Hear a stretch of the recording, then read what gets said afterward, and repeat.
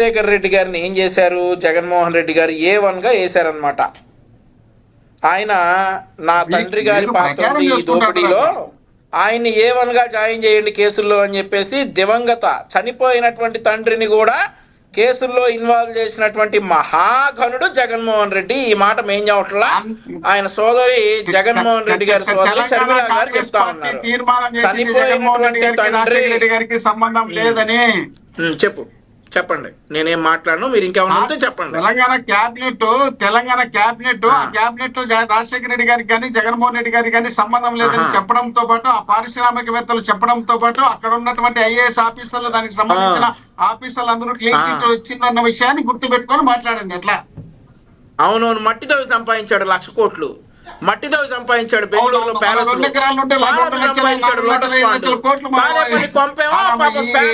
బెంగళూరులో సంపాదించాడు. ఈ చెప్పాలి, ఏం సంబంధం లేదు. తెలంగాణ క్యాబినెట్ చెప్పిందా? తెలంగాణ క్యాబినెట్ గా చెప్పాల్సింది కోర్టు చెప్పాలా. ముందు కోర్టు వాయిదాలకు వెళ్ళమనండి, కోర్టు వాయిదాలకు వెళ్తే కోర్టులు చెప్తాయి సంబంధం ఉందా లేదా అనేది. 3,780 వాయిదాలు నీతులు నిజాయితీలు చెప్తారు. ఇక మాకు నీతులు నిజాయితీల గురించి మీరు చెప్పాలా, నీతులు నిజాయితీల గురించి మీరు చెప్పాలా. చెప్పగానే కోర్టుకి వెళ్ళేది లేదు, ఏమి లేదు. వాటి గురించి మీరు మాట్లాడాలా, వినాలి.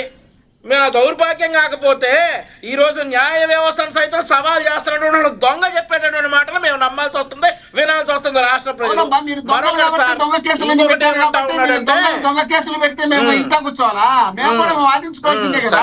రైట్ రైట్ వంశీ గారు కంక్లూడ్ చేయండి. మోహన్ రెడ్డి గారు సమయం అయిపోయింది. మోహన్ రెడ్డి గారు ఆయన చెప్పండి. వంశీ గారు చివరిగా చెప్పండి, టాపిక్ మీద కంక్లూడ్ చేయండి సార్. వంశీ గారు, మోహన్ రెడ్డి గారు ప్లీజ్. వంశీ గారు ఆయన ఆపితే నేను మాట్లాడతాను, జనాలకు అర్థం కాదు. ఇప్పుడు ఎన్టీ రామారావు గారి గురించి అన్నారు కదా, ఇక ఆ తర్వాత ఈయన ఏదో దీని గురించి చెప్తా ఉన్నాడు సార్. మేమైతే మీరు ఆయన ఏమన్నారు, ఈ చెప్పులు వేయించారు అవి వేయించారు అని అంటా ఉన్నారు. ఆ తర్వాత చంద్రబాబు నాయుడు గారు 3 సార్లు గెలిచారు.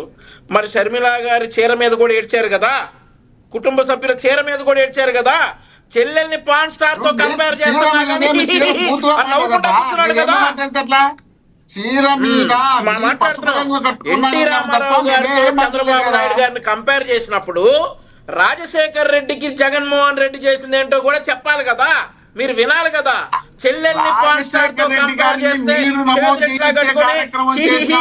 నవ్వినటువంటి ఏకైక వ్యక్తి అన్నయ్య జగన్మోహన్ రెడ్డి. ఇక ఆయన గురించి మాట్లాడాలి, ఇంకా చాలా కాబట్టి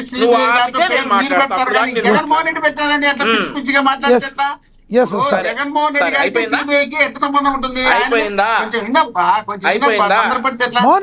జగన్మోహన్ రెడ్డి గారి మీద సిబిఐ కేసు ఉంటే జగన్మోహన్ రెడ్డి గారు సిబిఐ కేసులో వాళ్ళ ఫాదర్ని పెట్టారంటే ఇది ఏమన్నా నమ్మదక్క మాటలా? మీరు పెడతారు, మీరు పెట్టి జగన్మోహన్ రెడ్డి గారి మీద డైవర్ట్ చేశారు. కొడుకు జగన్మోహన్ రెడ్డి తెలిస్తే షర్మిలమ్మ గారికి మీ పార్టీ తరపున కాంగ్రెస్ లో చేర్పించుకొని నిధులు ఇచ్చి ఆయన మాతో తిట్టించారు అన్నాడు జగన్మోహన్ రెడ్డి. తండ్రిని వంశీ గారు ఒక్కసారి చెప్పండి. మోహన్ రెడ్డి గారు ఆగండి. వంశీ గారు ఒక్కటి చెప్పండి, దిగజారుడు రాజకీయం అంటే ఏంటో చెప్పేసి కంక్లూడ్ చేయండి సార్ ప్లీజ్. ఉదాహరణ ఏం చెప్తారు, కంక్లూడ్ చేయండి.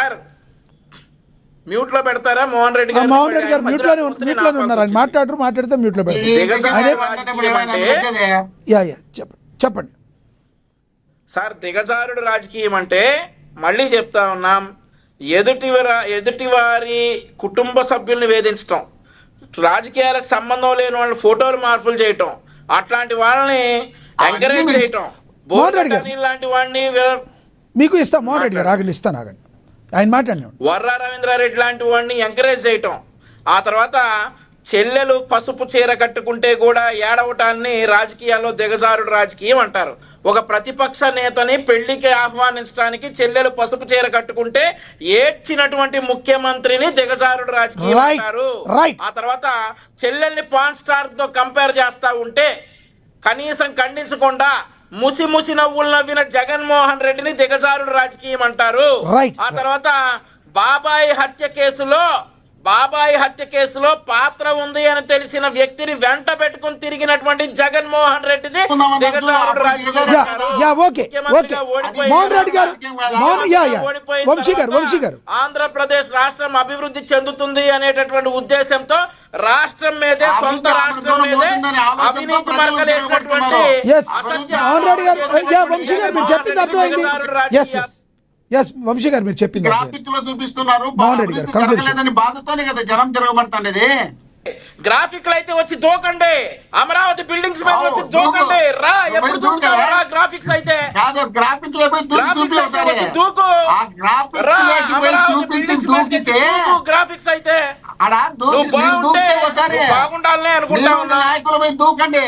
దూకిన తర్వాత ఎందుకు మేము నిజమని తెలుస్తుంది అనట్లేదు ఇప్పుడు. కదా, గ్రాఫిక్స్ అన్న సన్నాసులు నిజమని దూకాలా? తెలుస్తుందో లేదో. ఇప్పుడు గ్రాఫిక్స్ గ్రాఫిక్ అనేటువంటి ఎవరిని దద్దమ్మలు చెప్తున్నావు? దూకాలి. రైట్ రైట్ నాలుగు బిల్డింగులు జగన్మోహన్ రెడ్డి దూకాలి. నాలుగు గ్రాఫిక్స్ బిల్డింగులు ప్రచారం కట్టించి చేస్తున్నటువంటి ఓ వైఎస్ఆర్ దద్దమ్మ కాంగ్రెస్ పాలన పార్టీ చేస్తూ దద్దమ్మలు దూకాలి. దద్దమ్మ మాటలు మాట్లాడుకుంటే జగన్మోహన్ రెడ్డి ఎట్లా అవుతుంది? సన్నాసులు దూకాలి ఈరోజు.